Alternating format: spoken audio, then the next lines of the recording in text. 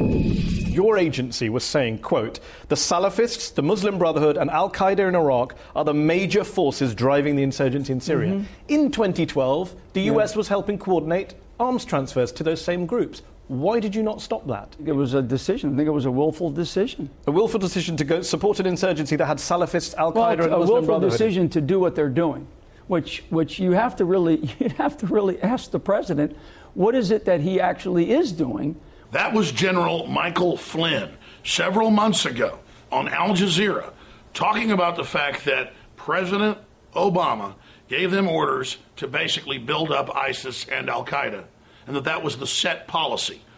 And the interviewer says, oh, you mean they didn't know what was happening? He says, no, they consciously told us to do that.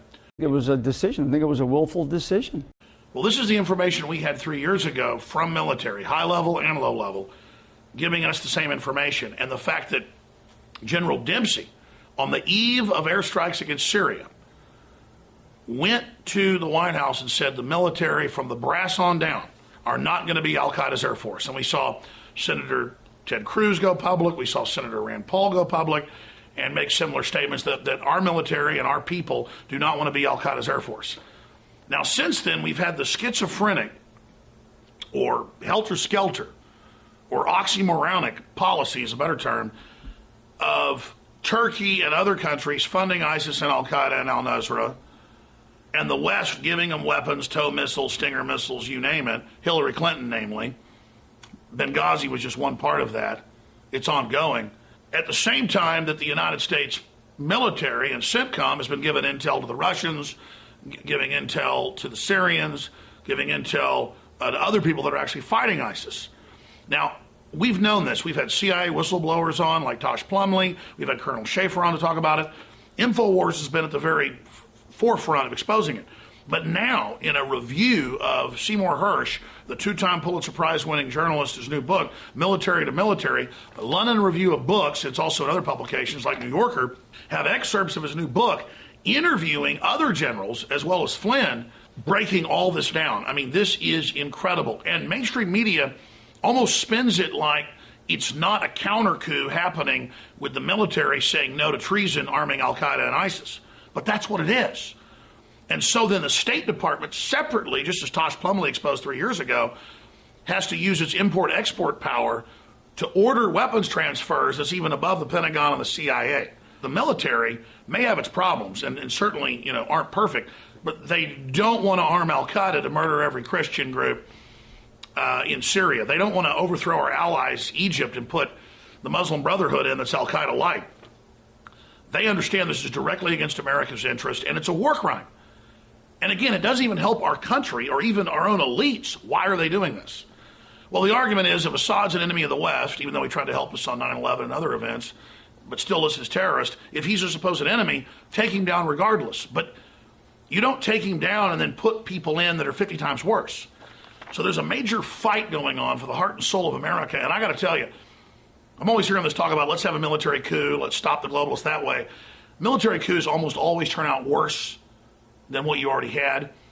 But with the situation in World War II in 1944, when the German high command knew that what Hitler was doing was going to destroy Germany, that they'd lose millions of more people, that the Soviets were going to occupy them, that the Russians were going to come in, they moved to eliminate Hitler. Now, I'm not saying anybody should go after Obama because he's just a puppet, but the neocon globalist groups that he represents and the Clintons and others are steering this country towards World War III, not just in Syria, but in Ukraine against Russia. They are a clear and present danger. And I can only liken what's happening to a soft Valkyrie or a soft counter coup, because it's not a coup. We already have foreign globalist corporate hedge fund interest and their front people who aren't even military playing with stuff that could cause World War III very easily. And it's our own military that's usually pushing for war in the days of Curtis LeMay wanting nuclear war with the Russians and L.L. Emmitzer. Usually I'm like, let's have the statesmen hold back some of the war hawks at the Pentagon.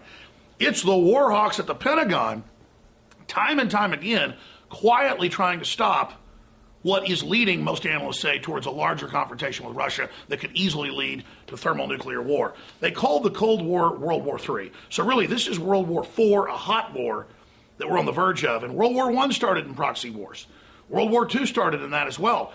We are going down a very, very dangerous path. But the good news is the globalists have gone too far. They've jumped the shark. I mean, it takes a lot of nerve. They've got to think we're really stupid to try to openly overthrow all these Middle Eastern countries, including our allies, create failed states in places like Libya and Syria, and then Hillary gets in the Democratic debates 2 weeks ago and says, oh, you know, Libya and Syria are right where they're supposed to be, a failed state, breaking them up in pieces and then giving part of it to the radical Wahhabist out of Saudi Arabia. That is working with terrorists. That is opening the door to them. And that brings us into part 2 of this. Why would they bring in millions of jihadis, invaders out of Syria, people that came in to invade Syria into Europe, hundreds of thousands into the U.S., knowing they're going to attack? Well, they think we're so stupid that when the jihadis do attack, they'll take our guns, our liberties, our freedoms, instead of stopping the flow of the folks that are attacking us. They're going to use this threat. And MSNBC, The Morning Joe, just today, came out and said, don't worry about the Islamic threat.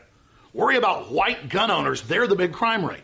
Despite the fact, and we'll show some of these on screen, crime rates are down over 50+% since 1991, and white males consist of the lowest crime rate of any male group. Look it up for yourself. But, oh, there's an epidemic of white males killing everyone. This is an inversion of reality. You're telling Muslim Americans they all need to come out and talk about the tiny percentage of their community that has kind of, quite frankly, wreaked havoc. But yet, you look at the data of white men with guns wreaking havoc on this country. Why aren't white men all coming forward? Why don't you call on them to do that? I actually am doing a lot of things. And finally, in the hypocrisy department, Hillary Clinton during the Democratic debate this weekend said that Donald Trump's being used in ISIS recruiting videos. The entire media checked it. It's not true. Turns out the Clintons are being used in ISIS recruiting videos. Turns out the Clintons have been giving weapons through Benghazi to ISIS and on other occasions. So this shows how dumb they think we are. Hillary out Brian Williams years ago, claiming that she'd been in Bosnia and Herzegovina, Serbia, and had been shot at in the air, shot at on the ground. And then they cut to the CBS footage. Nothing happened that day when she got off the tarmac onto the red carpet. She's a liar. So why is she allowed to blame Donald Trump for ISIS when out of everybody that's involved in this, she, as the head of the State Department, literally quarterbacked the operation? What difference at this point does it make? Now, David Knight's going to break down more excerpts of Cy Hersh's book here in just a moment, right here in this studio. But we wanted to really focus in on this tonight because it's a big deal. This is going on behind the scenes, and it gives me a lot of faith that there are still a lot of good people in our government and in our system. But they need us, we the people, to stand up and support what they're doing as well. Because if the fact that criminals have hijacked our government are funding terrorists and letting them into our country to destabilize us ever gets out to the general public, it could cripple the globalists forever. We are at a key point now, ladies and gentlemen, and this is not a coup because the globalists have already taken over. They're illegitimate. The military is engaged in a stealth, very moderate counter coup against what the establishment's doing, and it is a big, big deal. And truth is stranger than fiction. I never imagined that we'd see resistance to this tyranny coming from these quarters, but it is happening. Alex Jones, signing off for Infowars.com. Back to David Knight. Thanks, Alex. And that was Cy Hersh's Military on Military. He points out about military resistance to our government's policies in terms of arming and equipping ISIS. He says that resistance dates back to the summer of 2013.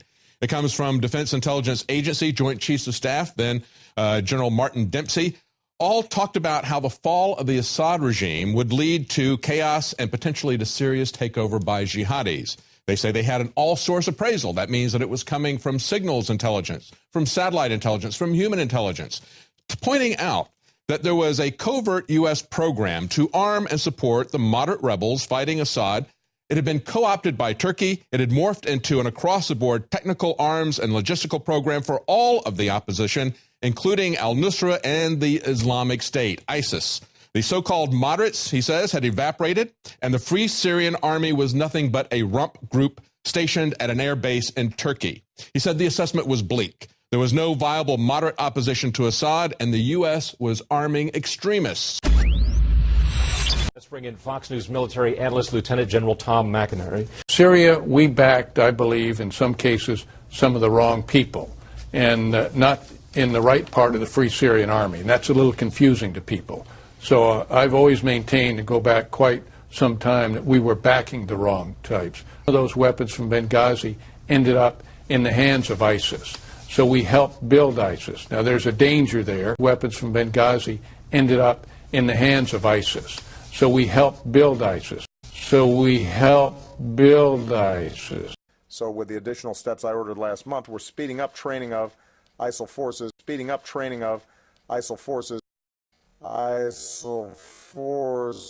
including volunteers from Sunni tribes in Anbar province.